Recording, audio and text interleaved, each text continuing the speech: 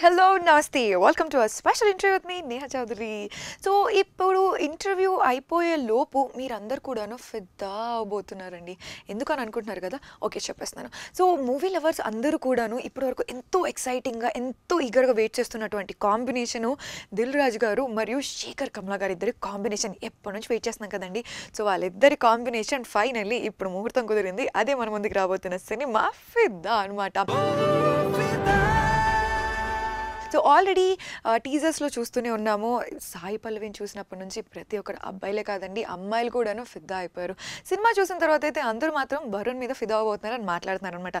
So ఇంతకీ అసలు ఈ సినిమా ఎలా ఉండబోతుంది ఏంటి అనేసి మనతో మాట్లాడడానికి రెడీగా ఉన్నారు మన దిల్ రాజు గారు మరియు వరుణ్ అండ్ అలాగే సాయి పల్లవి. మరి ఇంకెందుకు వెయిటింగ్. సో ఫస్ట్ క్వశ్చన్, చాలా ఎక్సైటెడ్గా ఉన్నా, చాలా మందికి మిమ్మల్ని అడగమని చెప్పారు.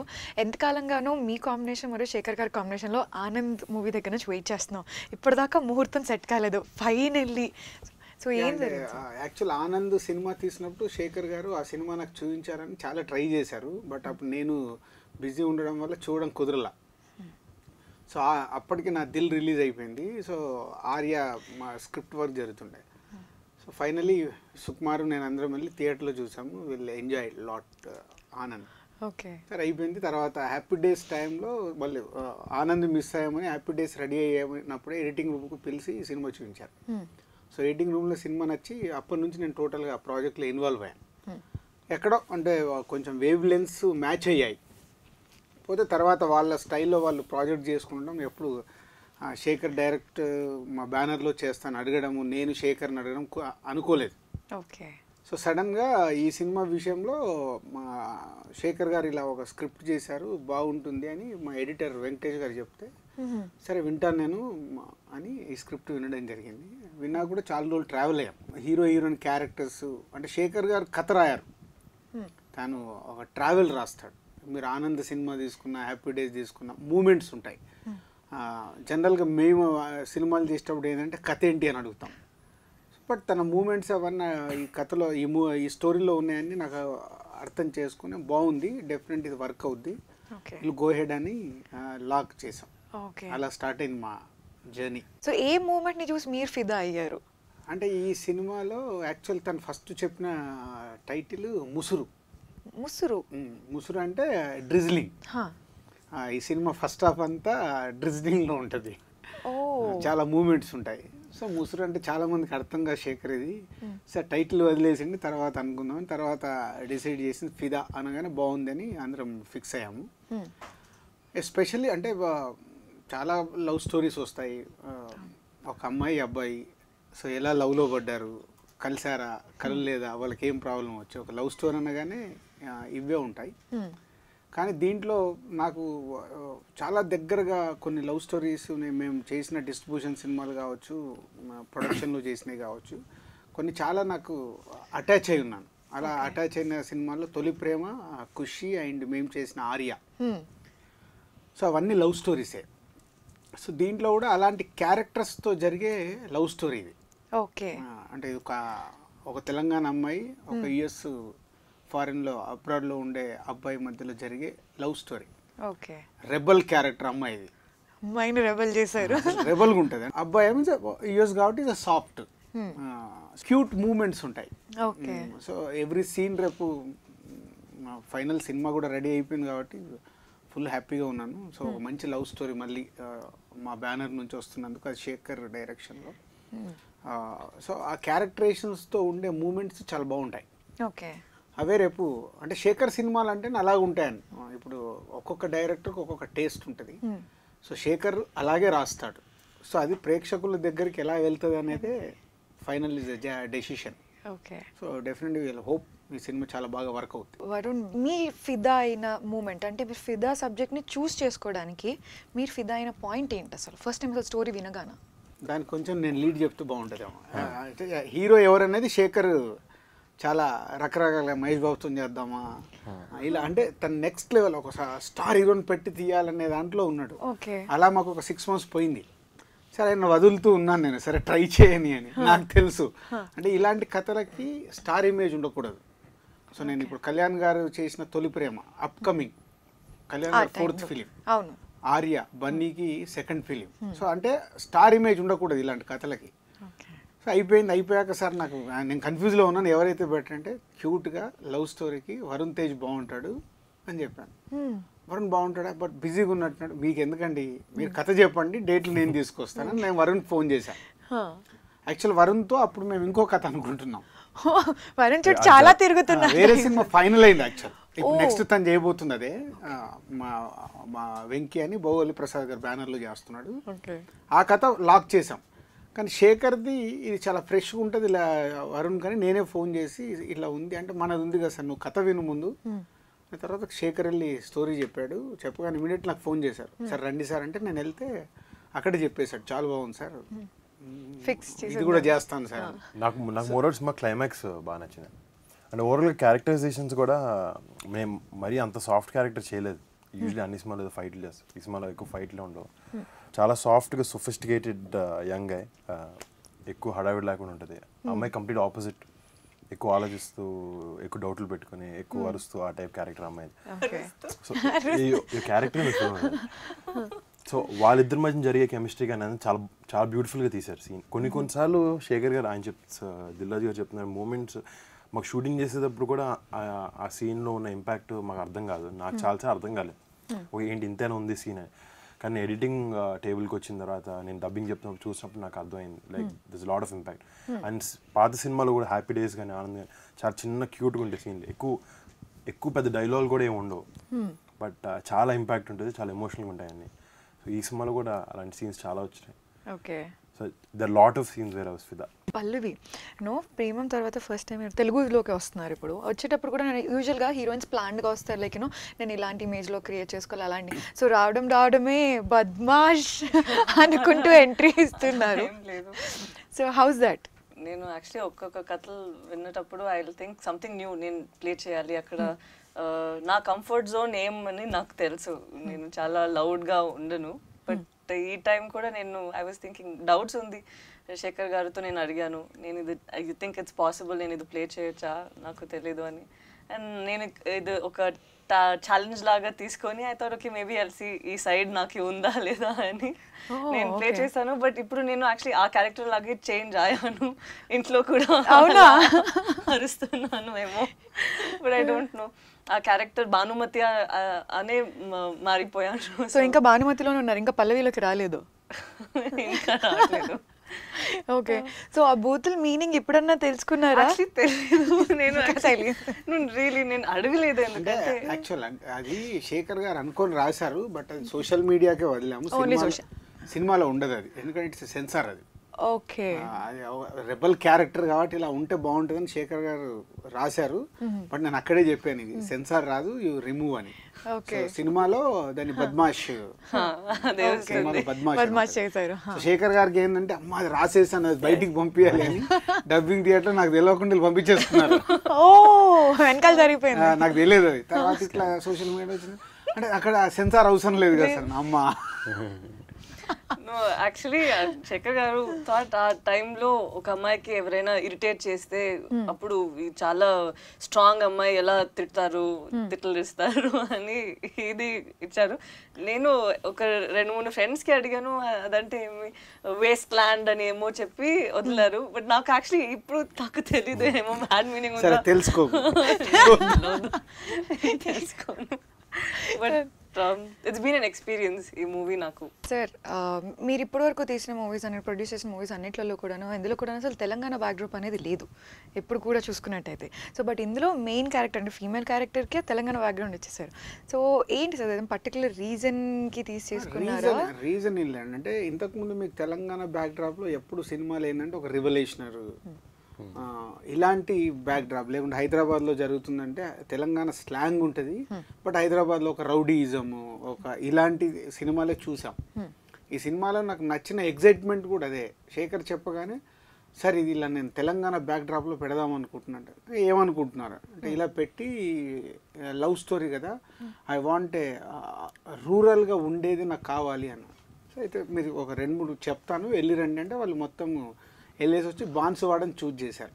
బాన్స్వాడ అంటే అగైన్ మళ్ళీ మా డిస్టికే, నిజామాబాద్ డిస్టిక్. నిజం అదే. సో వాళ్ళు అక్కడికి వెళ్తే సార్ అక్కడ మీకు షూటింగ్ అది ఏం ప్రాబ్లం ఉండదు, బట్ అది ఓన్ చేసుకోండి అని దే వర్క్ అన్నట్లు ఒక 1-2 months ఓకే. అక్కడ అబ్జర్వ్ చేయడము.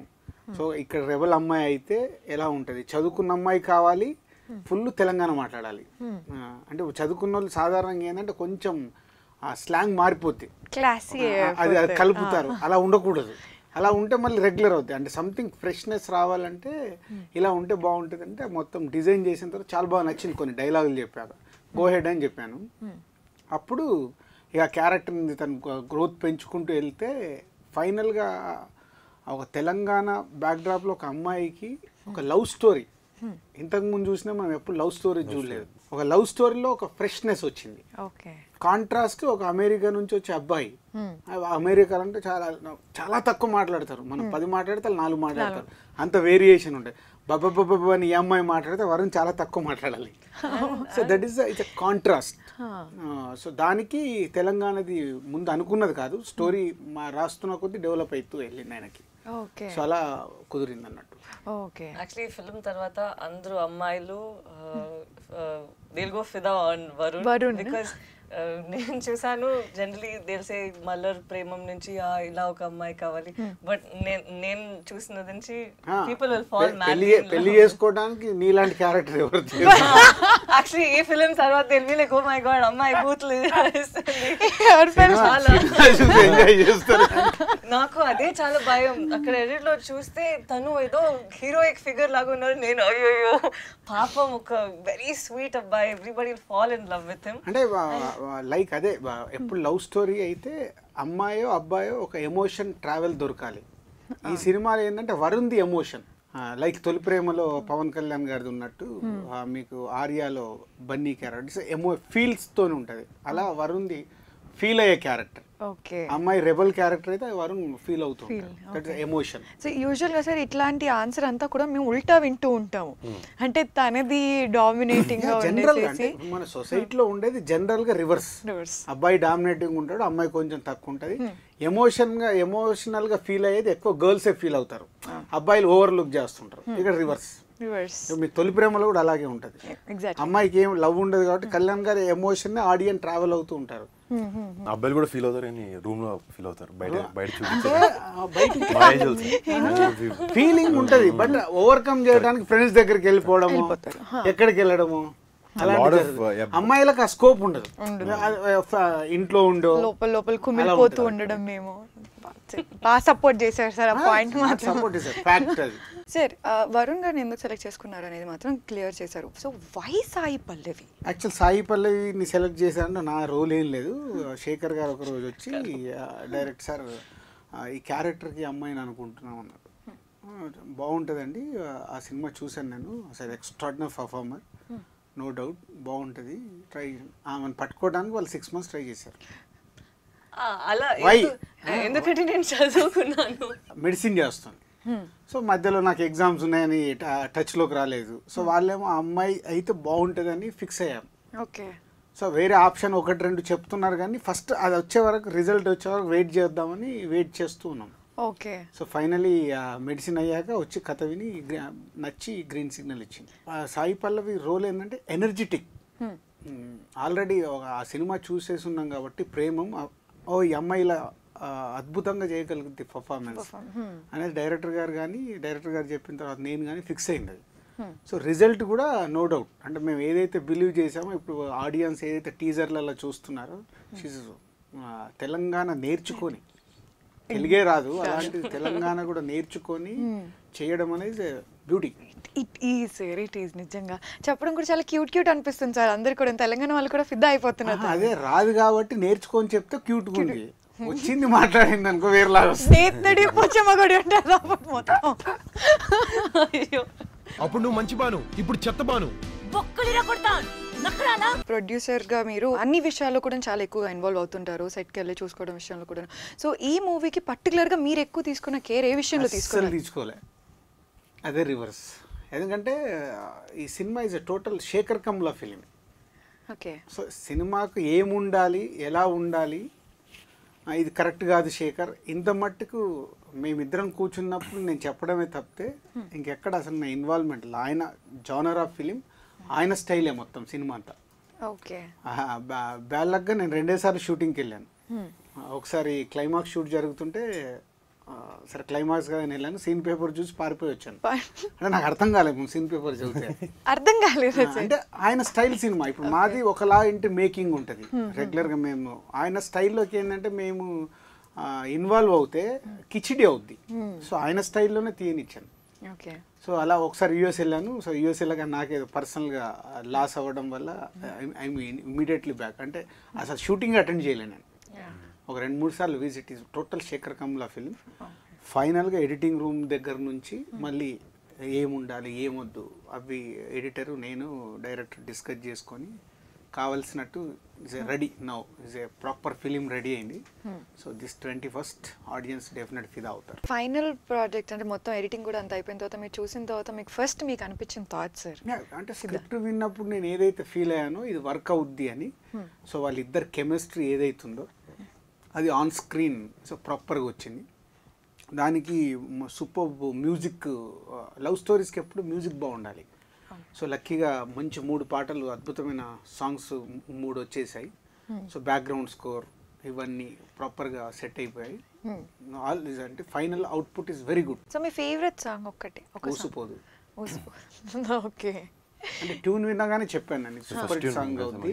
ఫస్ట్ వచ్చింది వినగానే చెప్పాను సూపర్ హిట్ అవుద్దండి, బట్ ప్రాపర్గా లిరిక్ అవన్నీ చేయండి. దాంతోపాటు ఇప్పుడు హైలైట్ అయిన సాంగ్ వచ్చింది. ఈ 2 సాంగ్స్ ఆల్రెడీ సూపర్ హిట్ ఆల్బమ్లో సూపర్ హిట్ సాంగ్. అవును సార్. అలాగే ఏ పిల్లగా. అవును సార్. సో అన్ని అనుకుంటూ ఉంటే ఒకటితో ఏ లేదు ఇది కూడా బాగుంది, ఏ లేదు ఇది కూడా బాగుంది అని అన్నీ వస్తున్నాయి సార్. వస్తాయి, బట్ ఆల్బమ్లో ఎప్పుడు 1 or 2 సాంగ్స్ సూపర్ హిట్ అవుతాయి. మంచి సాంగ్స్ ఉంటాయి.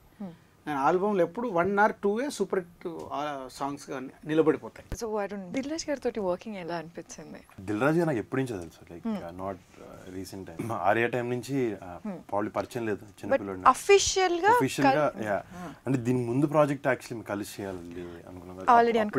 అప్పుడే చాలా ట్రావెల్ చేసాం, ఎక్కువ ఆయన ఆఫీస్లో కలవడం అన్ని. అండ్ ఆయన స్ట్రైట్ టు ద పాయింట్, ఎక్కువ ఏదో వెనకాల దాచిపెట్టుకునేలాగా మాట్లాడారు, వెరీ డైరెక్ట్. సో అది చాలా, సో దానివల్ల ఎటువంటి ఇబ్బంది ఉండేది కదా నాకు ఆయనతో మాట్లాడడం. ఈవెన్ దో ఆయన స్టేచర్ వైజ్ పెద్ద ప్రొడ్యూసర్ అయినా కూడా నాకు ఏదైనా ఆయనకు చెప్పాలన్నా కూడా ప్రాబ్లం ఉండేది కాదు. ఫోన్ చేసి డైరెక్ట్గా మాట్లాడేవాడిని, యాక్సెస్ ఉండేది ఆయనతో. సో ఆ విధంగా నాకు వాజ్ వెరీ ఫ్రీ ఆయనతో కమ్యూనికేట్ చేయడం. కమ్యూనికేషన్ ఉంటే పెద్ద ఇంకా చిన్న చిన్న ప్రాబ్లమ్స్ వేరేవే ఉండవు. సో ఆ విధంగా ఆయన, ఇంకోటి సినిమా విషయంలో కూడా నాకు డౌట్లు వచ్చినప్పుడు నేను యూజువలీ నేను చేయకముందు ఆయన ఫోన్ చేస్తారు. అదేదో చాలాసార్లు అయింది నాకు. ఫోన్ చేసి ఆయనే సినిమా బాగా వచ్చిందని చెప్తూ చాలా కాన్ఫిడెన్స్ ఇస్తూ ఉంటారు. Very sweet. సో టెలిపతి కూడా అయిపోతుంది మీరు చేద్దాం అని అనుకునేసరికి నాకు 4 సార్లు. పల్లవి, యువర్ ఎక్స్పీరియన్స్ దిల్ రాజు గారితో working? Same thing. He actually said all my points. No, because communication you'll have to have. First మా ఇద్దరికి కమ్యూనికేషన్ లేదు. Because నేను నెక్స్ట్ లైన్ ప్రొడ్యూసరు వాళ్ళే డే టు డే యాక్సెస్ ఉండేవాళ్ళు, చేసుకునేవాళ్ళు. సడన్గా నేను బాన్సువాడ అక్కడిక్కడ వెళ్ళినప్పుడు కూడా కలిసేవాళ్ళం. కానీ అంటే అంతమంటే యుఎస్లో షూటింగ్ జరుగుతున్నప్పుడు యుఎస్కి వెళ్ళగానే వాళ్ళకి చిన్న అక్కడ జరిగిన ప్రాసెస్లో కంఫర్ట్ కాల్ ఎత్తాను. ఓకే.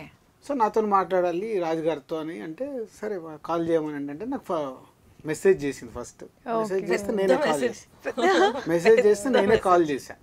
కాల్ బ్యాక్ చేసా, చెప్పు పల్లవి వాట్ ఈస్ యువర్ ప్రాబ్లం, ఇలా ఇలా ఉందని. ఫోన్ పెట్టేసి 2 minutes సెట్ అయిపోతుంది. అసలు 0 టెన్షన్. నీ పర్ఫార్మెన్స్ మీ షూటింగ్ చూసుకున్నాను, ప్రాబ్లం అంటే జస్ట్ 2 minutes సాల్వ్ చేసేసాను. అప్పటి నుంచి సార్ మీకు నేను కాల్ చేయొచ్చా, ఫస్ట్ ఆ మెసేజ్ ఉంటుంది. ఓకే. సో కంప్లైంట్ దగ్గర నుంచి స్టార్ట్ అయింది అనమాట. అప్పుడు దెన్ స్టార్టెడ్. సో ఎలా అనిపించింది సార్ తోటి వర్క్ చేయడం and all that emotions that you comfort? నాకు ఎక్కడ ఉంటే అక్కడ comfort. People should like me and I should like them. Mutual ఇది ఉండాలి కదా. So I always keep myself ఒక క్లోజ్డ్ లాగా. Then after I started messaging sir and asking ఈ ప్రాబ్లమ్ ఉంది ఇది, even if it's not movie related, నాకు మూవీలో ప్రాబ్లం లేదు, బయట నుంచి ఏమైనా ప్రాబ్లం ఉంటే కూడా ఫస్ట్ నేను తనకే మెసేజ్ బయట నుంచి ప్రాబ్లమ్స్ ఇప్పుడు అది కూడా స్టార్ట్ శివాన్ సమేతన్ అడ్వైజ్ సపోర్ట్ కావాలి కదా. సో తను చాలా సపోర్ట్ ఇచ్చారు. సో ఇప్పుడు ఇఫ్ యూ ఆస్క్ ప్రొడ్యూసర్ లాగా ఎలాంటి, నేను నాకు ప్రొడ్యూసర్ లాగా చూడలేదు ఇప్పుడు.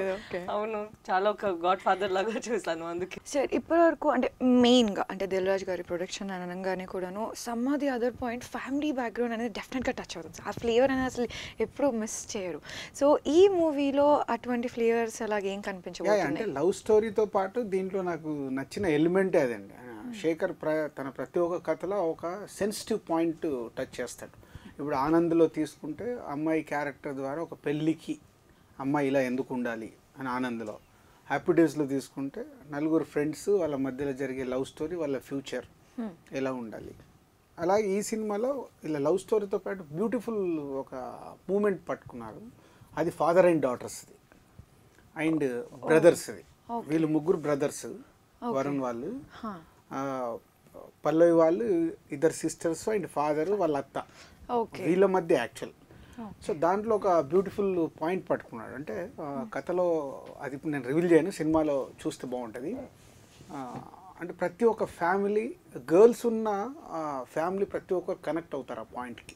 ఇదేంటి, ఇది నిజమే కదా అని అందరూ అనుకునేలాగా. బట్ కన్క్లూజన్స్ బాగుంటాయి. బట్ మళ్ళీ అలా సిస్టరే చెప్తుంటుంది తనకి, రెక్కల గుర్రం మీద చందమామ కథలో చదువుకోవడానికి బాగుంటుంది, లైఫ్లో జరగదు, నువ్వు ఫిక్స్ అయిపోవాలి. డ్రీమ్స్ ఈజ్ డిఫరెంట్, లైఫ్లో జరగడం ఈజ్ డిఫరెంట్. సో అలాంటి బ్యూటిఫుల్ ఫ్యామిలీ మూమెంట్ ఉంటుంది. అది ఫ్యామిలీ ఆడియన్స్ చాలా లైక్ చేస్తారు. వరుణ్, నిజంగా మిమ్మల్ని అడగాలనుకుంటున్నాను, హీరోయిజం ప్లే చేయాల్సిన క్యారెక్టర్లో ఇప్పుడు టు బి హానెస్ట్ ఫిదాలో పల్లవికి ఇచ్చారు అటువంటి ఆ రెబల్గా ఉండడం కానీ ఆ హీరోయిజం. సో మీ క్యారెక్టర్ మీ ట్రావెల్ అయ్యే టైంలో మీకు బాగా గుర్తుండిపోయిన సిచ్యువేషన్, ఇట్లాంటి సీన్లు నేను చేయాలి నువ్వు చేస్తున్నావు ఏంటి అన్న సిచ్యువేషన్ ఏదైనా? అంటే కొన్ని పల్లెకి ఆల్రెడీ నవ్వు వచ్చింది. నేను ఓవరాల్గా మోర్ దెన్ నాకు అమ్మాయి క్యారెక్టర్ చాలా నచ్చింది ఓవరాల్ కథ విన్నప్పుడు. బట్ నా క్యారెక్టర్ కూడా నాకు చాలా ఇష్టం. సో చాలా ఆనెస్ట్ జెన్యున్ క్యారెక్టర్ అనమాట. సాఫ్ట్ క్యారెక్టర్ అంటే ఎక్కువ అలాంటివి ఆపర్చునిటీస్ కూడా తక్కువ వస్తాయి ఇలాంటి క్యారెక్టర్లు చేయడానికి. ఎక్కడో సినిమాలో చూస్తే మీరు మీ అందరు హీరోయిన్ నచ్చుతాడు, అమ్మాయి క్యారెక్టర్ బాగుంటుంది కానీ మీరు హీరోనే పాపం. అందుకే అందరూ ఫైనల్లీ చెప్పేస్తున్నారు. అదే అదే నిజం. అందరూ చెప్తున్నారు పల్లవి ఇదిలో ఇది చాలా లౌడ్ అండ్ బూత్లు ఎవ్రీథింగ్, బట్ యాక్చువల్లీ అందరూ చాలా ప్రేమ ఉండేది తను క్యారెక్టర్ మీద. ఎందుకంటే దే థింక్ ఈ అమ్మాయి ఎందుకు ఈ అబ్బాయి ఇంత టార్చర్ చేస్తుంది అలా. అదే భయం. యూజువల్లీ హీరోయిన్ క్యారెక్టర్ క్యూట్ ఉంటాయి, ఈ సినిమా హీరో క్యారెక్టర్ క్యూట్ ఉంటుంది. బట్ ఏమంటే ఈ ఫిల్మ్ లో శేఖర్ గారు జనరలీ എല്ലാ మూవీస్ లో బాయ్ ఇలా ఉండాలి, గర్ల్స్ ఇలా ఉండాలి అని ఒక టెంప్లేట్ లాగా ఉంటది కదా.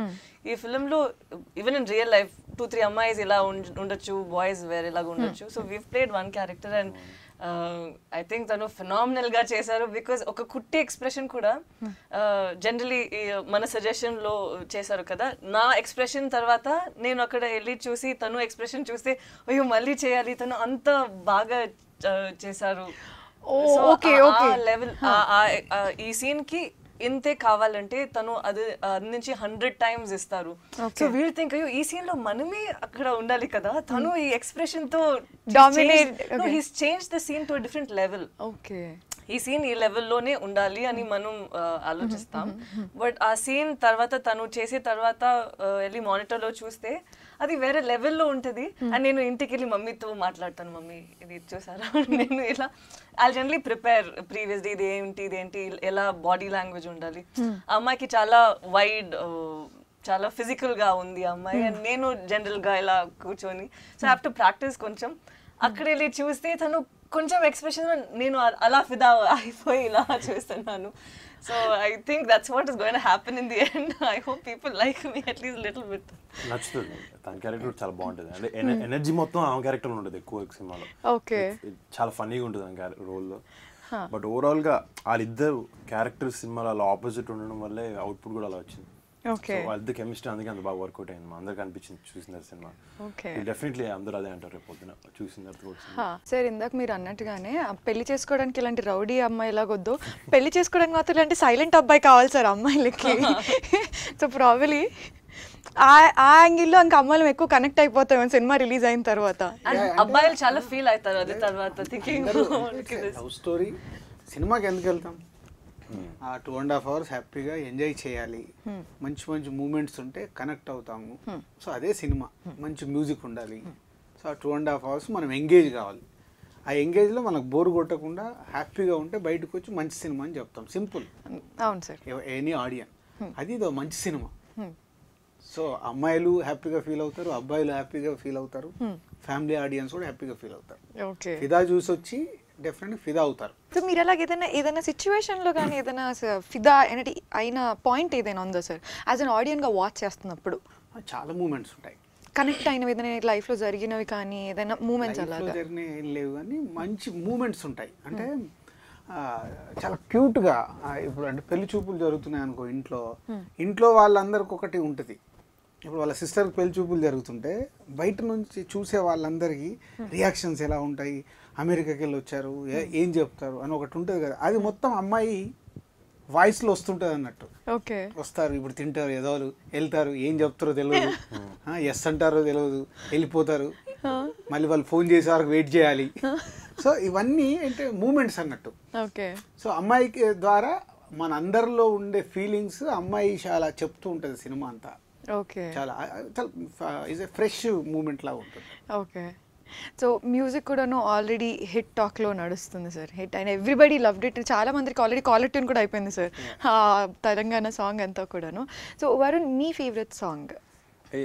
నాకు ఉస్పోదే first favourite song and like హే పిల్లగాడ సాంగ్ కూడా బాగా ఇష్టం. హే పిల్లగాడ వచ్చింది సాంగ్ నాకు like 3-4 songs in the film like genuinely.